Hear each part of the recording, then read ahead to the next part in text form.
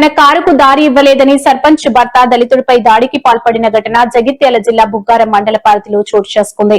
స్థానికుల కథనం మేరకు చిన్నపూర్ గ్రామానికి చెందిన తిరుపతి అనే దళిత వ్యక్తిపై స్థానిక సర్పంచ్ శారద భర్త గంగారం మరో ముగ్గురు వ్యక్తులు కలిసి అమానుష్యంగా అత్యంత ప్రవర్తించారు.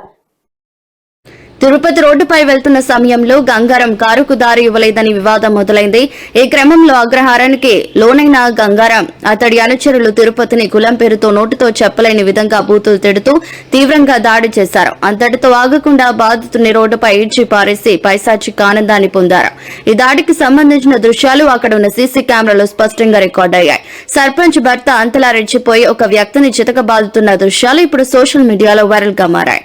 ఇది చూసిన గ్రామస్తులు దళిత సంఘాలు తీవ్ర ఆగ్రహం వ్యక్తం చేస్తున్నాయి. అయితే తమపై జరిగిన అన్యాయంపై బాధితులు తిరుపతి కుటుంబ సభ్యులు స్థానిక పోలీస్ స్టేషన్ లో ఫిర్యాదు చేశారు. గంగారంతో పాటు అతడి అనుచరులు తమను కులం పేరుతో దూషించడమే కాకుండా చంపేస్తామని బెదిరించారని ఆవేదన వ్యక్తం చేశారు.